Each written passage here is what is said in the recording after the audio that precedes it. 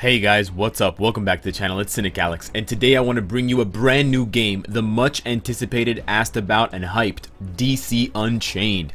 I'm in the closed beta for the game right now, which is basically just a moment for the developers to test out the game's functions. None of my progress here will carry over, but I wanted to bring you my thoughts so far so that you can get a taste of what's to come for this game once it's finally released in an open beta or as a full-fledged game. There's a lot that I like about it, and there are a few things that I kind of want them to work on, but overall I can say that this is a very fun game, and if you're even a casual DC fan, or if you just really enjoy Marvel Future Fight, there's a lot here for you to enjoy in a video game. It is your typical freemium mobile game, so keep that in mind as we go through things. There is already a shop, there is a basic currency of gold, which are those gold stars at the top, and then we have our premium currency of gems, and then we have some other currencies. This is mileage. The M is for when you spend gems, and then the stars have to do with PvP type things. But let's jump into the most important part of the game, which are the characters. This is the DC universe, and they've kind of split it up in an interesting way. They have quite a few characters at launch already. It's over 30, and they split them up into different factions based on their family. So we have the Bat family, we have the Wonder Woman family, as you can see here from these different poses, and I really like the artwork and the way that they've kind of designed this. All of this, I think, has a heavy comic book influence, so whether you're a longtime DC reader or whether you're just getting into the comic books, there's a lot to appreciate here from the characters' looks and how the game and the artwork is going to play into things at the most basic level all the way up to kind of high-end stuff where it always comes back into play. So it's very, very cool. I love how they've done this, and I really appreciate the effort to make it feel like you're kind of playing a living comic book. Aside from the families, we have your standard three-man teams, and this is where you're going to be doing most of the missions and the playing. But in addition to your three-man or woman team, you also have supports there on the right corner, and these supports are very important. Oftentimes I find that the missions are more difficult than your team strength, even though your team strength matches the recommended team strength, and you need to rely on summoning your support characters frequently in order to win. In addition, you can also add friends. It's the typical social aspect. The social aspect in this game doesn't seem to be very well developed right now. If I go over to the chat function, it's fairly straightforward, but it's not very fleshed out. You can whisper individual people, so you can message people in your party, in your guild. There's different divisions, but as you can see, this isn't very well developed, and it does have room for improvement. But back to the main stuff, each character is designed with 3 active skills that they're going to have that you can level up, and then they have additional passive skills that they unlock after certain levels, and then they also have unique skills. They have a leadership skill, which is when they're in the first slot in the middle, and then they have a team member skill, which basically, or a passive effect, which applies to them if they're in the second or in the third position. So there's quite a lot of different effects that each character brings to the map. In addition to having 3 skills, there's 2 more skills that are unlocked, and then you can choose which 3 skills you want to use. So in total, a character has 5 skills, but you're basically using 3 that you have equipped in fights and in missions. Every character comes with a skin that you'll be able to unlock if you kind of pay for it, or if you unlock the currency to get it. I can show you guys what Batman's look like because I went ahead and got Batman's. And what's really cool about uniforms, and what's different about uniforms, is instead of applying a passive buff to the character's stats, it actually changes the way they play totally. So you can see, or you can't see, but Batman's skills totally change, and this uniform makes him much more of a close range brawler type character with kind of a stun on his ultimate skill, an EMP explosion. But the base Batman is much different. He fights kind of mid to long range. He has the batarangs, he's got a gliding kick, and he also summons the Batwing as one of his later ultimate skills. So it's really cool. Not all characters have skins yet, but they're obviously planning to build it into the game, and there's some really, really cool ones, and it's nice to see that they've already thought of all of this. There's a lot of pre-planning that went into this. You can also see that there are hero, villain, and then just straight up alliance teams that you can set up. Most characters in the game are split up into either heroes or villains. You can see the characters here at the bottom, but there are some characters like Ares who are neutral factions, so he's neither a hero nor a villain. and it allows him to play on both teams, and that's going to be important because it'll make him more flexible at high levels to do content that's available to both heroes and villains. Same with someone like Larfleeze, not a villain, not a hero, just a neutral character. But you do need to level up all of these heroes because of the energy kind of gating system. Unlike other ARPG mobile games that gives you one energy bar for all of your progress, what DC Unchained does differently, and which I actually think I prefer, is they give each individual character an energy bar. So my Flash, I've been using him, his stamina is at 96 out of 100, and same with Hal Jordan. You can see that yellow bar underneath. It's not his XP, it's his stamina. But if I go over to someone like Lex Luthor, his stamina bar is full because I haven't been using him. And what that does is it does create a bit more of a micromanagement job on the part of the player to have to constantly monitor characters' energy levels, their stamina, and I do think that DC Unchained should do more to make this obvious, so I don't have to click into each character to find out what their stamina is. But it's actually a lot better because it forces you automatically from the very beginning of the game to level up and play with every single character. If you want to play this game all day, you cannot play all day with Batman. I tried. You run out of stamina way too fast. So I'm going to have to go and rank up and level up all these different characters. In addition, what that means is that the contrast between powerful heroes and weak heroes is going to be more amplified as the game progresses. So right now, I can already see a pretty big gap between two characters like Flash and Batman. Despite the love that I have for Batman, he seems pretty underwhelming. He doesn't seem that powerful even in a one-on-one situation. Conversely, the Flash is probably one of the most powerful characters in the game already. So there is some balancing that needs to happen, because in a game like this where each character has a stamina bar, if you find that you can only clear content consistently with one character at a high level, you're just going to end up spending, you know, in-game currency or real money to refresh their stamina over and over and over again so that you can actually clear the content. Right now you can see I have a lot of stamina recovery, but a lot of that was given through the closed beta daily login events, so I don't know how abundant they're going to be when the game goes live. If they're not abundant, then that's going to be a major problem for players, so we're going to have to monitor that very closely to make sure that the free-to-play players and players in general don't have to rely on purchasing those frequently in order to be able to play the game at a high level every single day. As far as the game modes, they've already got a lot going on. They've got a guide here that gives you kind of simple tasks to do, which teach you the game mechanics, and they give you small rewards for doing that. Hopefully these all stay in the open beta and in the full release, because they give some pretty nice rewards. And then they have additional guides that you will unlock kind of periodically or accidentally. And then you have two types of game modes. You have battle game modes, which are your PvP, and then you have your mission game modes. I don't want to talk too much about the PvP stuff. Two things I want to mention about it very quickly is that right now with the closed beta having so few players, it's very hard to connect to someone. It's all manual play. There's no autoplay for the PvP, but it's also extremely difficult. It's extremely difficult because you have two heals, you can switch characters, and the damage you do in relation to your health, at least at the level that I'm at, is not comparable. So it takes you minutes to grind out someone's health bar, and then they just switch to another character and they have full health. Additionally, what this game does a bit differently is that if any one character on your team of 3 dies, you automatically lose, whether it's PvP or PvE. So I do find that interesting, that it puts more emphasis on everyone staying alive versus just having one character carry you through all of the content. And I do like that, but it is annoying when I accidentally forget to switch from Batman to Flash or Green Lantern. Batman accidentally takes too much damage, he dies, and I fail a mission that I could have easily cleared had Batman not died, had I been a little bit quicker to click on another character's portrait. You have your standard story mission stuff, and it's actually split into 2 zones for heroes and villains. I have to say that the people who stepped up to do this scripting and to write the story actually did an amazing job. I find myself interested, literally reading every single line of text from the characters. A lot of the characters sound the way they do in the comics. Batman is very brooding and aggressive. Superman is kind of optimistic.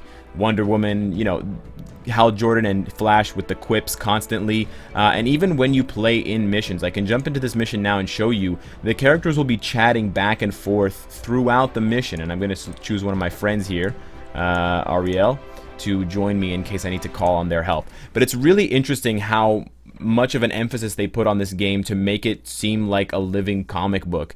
And you'll see here that every mission starts off with some small text at the beginning to kind of develop the story even further. I knew it. The helmets are being used all over the factory. So essentially these helmets are being produced to turn normal citizens into kind of mindless drones. And it's got a lot to do with Darkseid and Desaad, his one of his kind of scientists.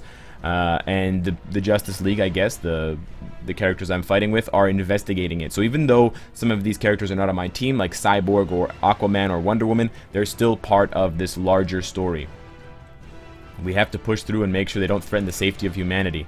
Diana's right, let's head in. And I just really like how it just looks like a comic book. And then Green Lantern calling in, and now the Flash starts chatting back, and they're basically having a conversation mid-game. There is an autoplay function. There's an autoplay feature that does skills and plays for you. There's also a semi-auto that just does basic attacks but not skills if you want to take control of that.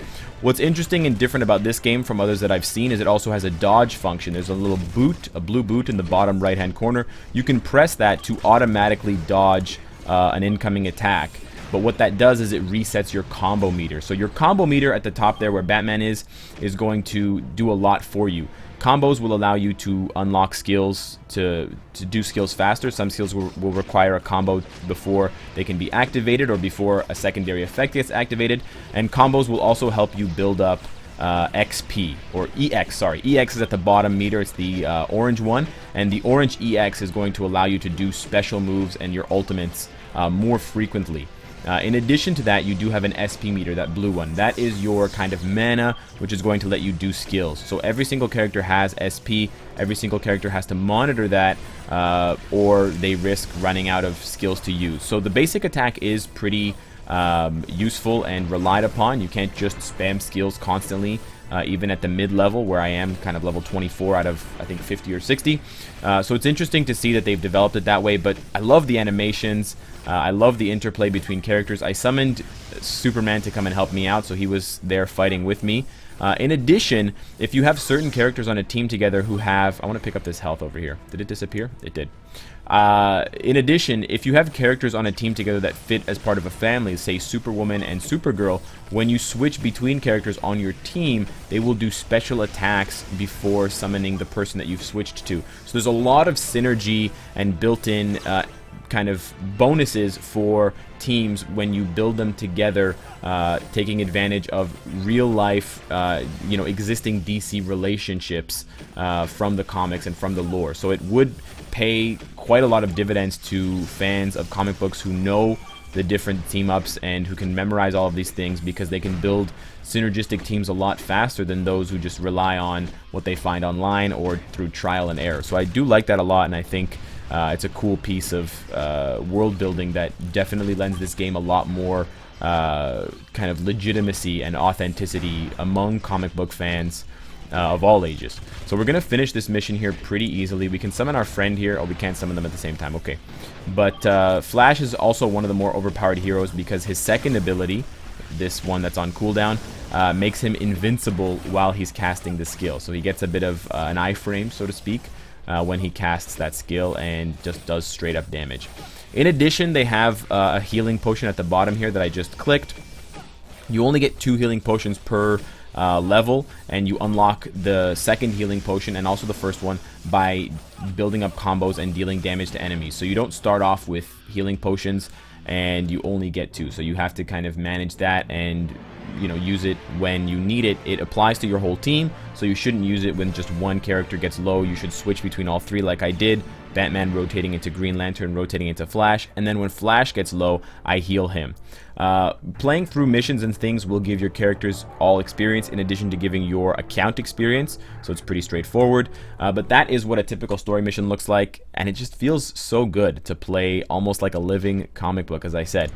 So they have a storyline for both heroes and villains, so it's very well thought out. They have an Unchained game mode, which is kind of just like a random dungeon that gives you different items that you can pick up. And then in addition to giving you different items, you can also play with your friends. So I can invite people from my friends list or from my guild, and I can play with 2 more of them for a total of 3. And I can also kind of apply for a random party by searching, so kind of like co-op. Then they have some additional content that I haven't unlocked all of it yet. Special missions are pretty cool. You get 1 attempt. You get a total of 3 per day, but you get 1 attempt each time, and each day will have a different special mission. Today it's just destroying the Lazarus pit, and it's got a whole kind of cool little backstory behind it. But once you defeat it, it locks again, and then you have to play other content, and once you play enough of the other content, it will just randomly unlock the special mission again for you to play it again. So I think that's kind of things are really, really cool. Missions that require other missions to kind of unlock, to force you to kind of go back and forth, and to make the game feel less repetitive, because you can't just go one by one clearing out all the content. You kind of need to bounce around, and it creates less repetition and more variety for you, and it also changes the order in which you do missions day to day. So I really like that. Simulation combat is another really cool game mode that they decided to that they created that I really like, and they have different difficulties, but they also each have different challenges within the level. So I completed the first stage already, and it has 3 different challenges. Clear the stage, clear it in 2 minutes, and eliminate 50 enemies, and I got all 3 of them, and you get additional rewards for completing the challenges. However, this stage has different rewards, or different challenges rather. You have to clear it in less than 5 minutes, and you have to deal 2,000 damage within the combo. So I have to work up my combo meter until I do 2,000 damage, and if I cancel it too early, I won't win. And that's a really cool simulation battle. The field and the kind of environment that you're fighting in will constantly change its structure, so you have to run through these corridors, and then the mobs will keep spawning in to try and defeat you. And then there's something called Vision Quest, and I already played one of them, and it was super fun. This might be my favorite game mode.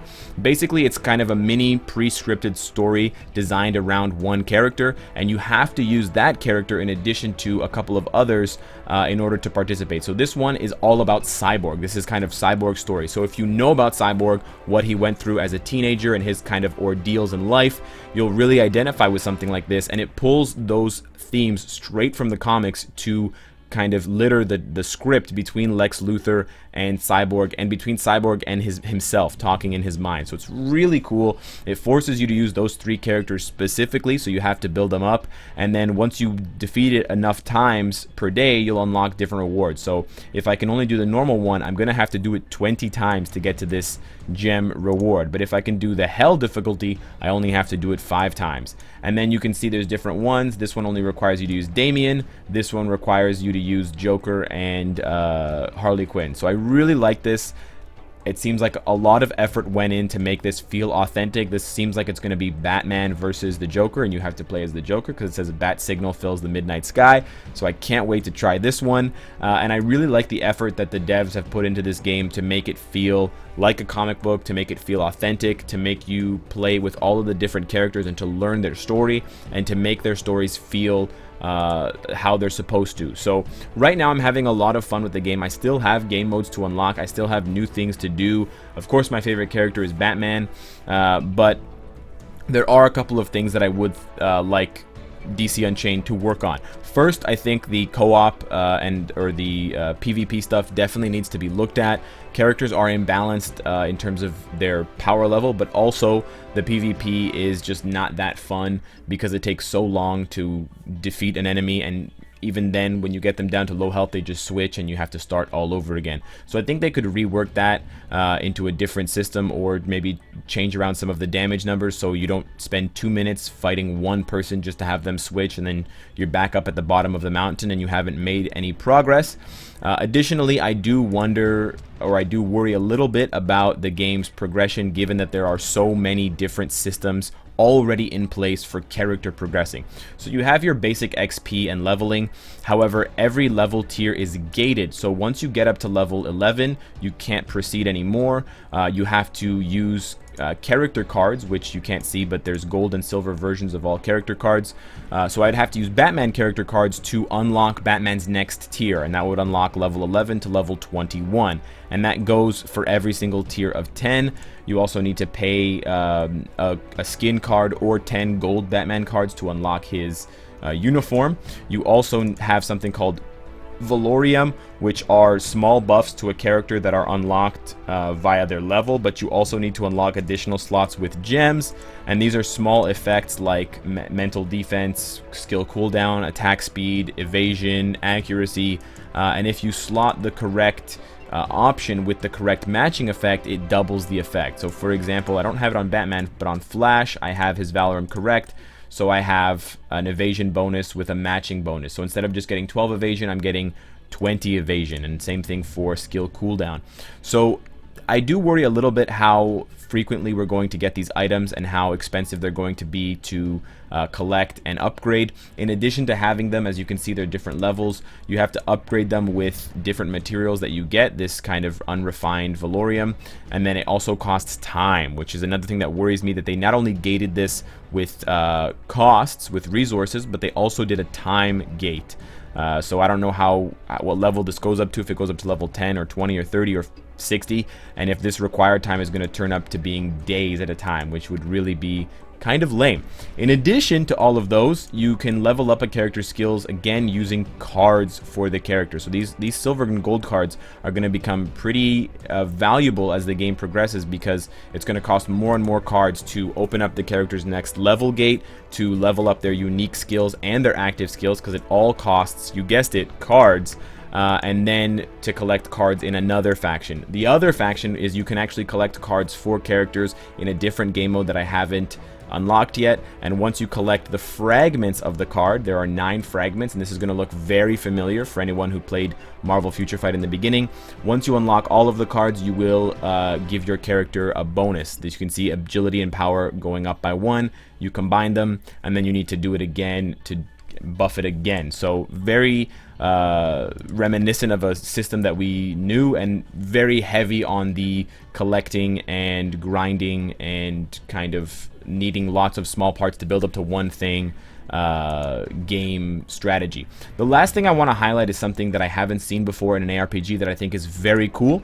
It's called Tactic, and these are tactics, or these are moves and effects and instructions that your character will perform when they're on autoplay. So as you can see, this one is unlocked automatically. When HP is low, tag to a member on standby. So it basically means that don't die. If I'm playing on auto, don't die, switch to another team member who has the highest HP. And there's a whole bunch of different tactics here at the bottom, color coordinate or color coded by their effect and what they refer to, whether it's about a boss or an elite monster or basic things or risk management, which is not dying, which are the orange ones.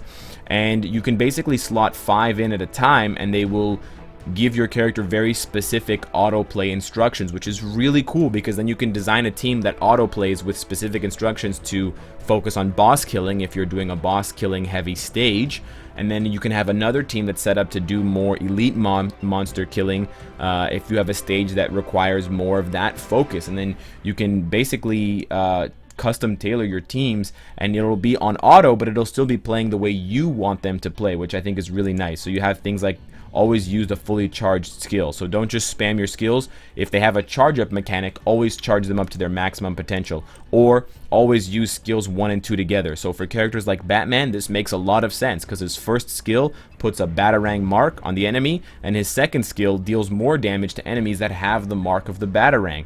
So it makes a lot of sense, and you can see immediately the potential here to make even a game that has the autoplay function, which is commonly kind of derided in the mobile game community, actually have a lot of depth to it, which I have to applaud the game developers for. This took a lot of insight on their part to have already developed in the closed beta, and I can't wait to see how many of you are going to take advantage of this, and how intricate these tactic settings are going to get once enough people can play and kind of tinker with them.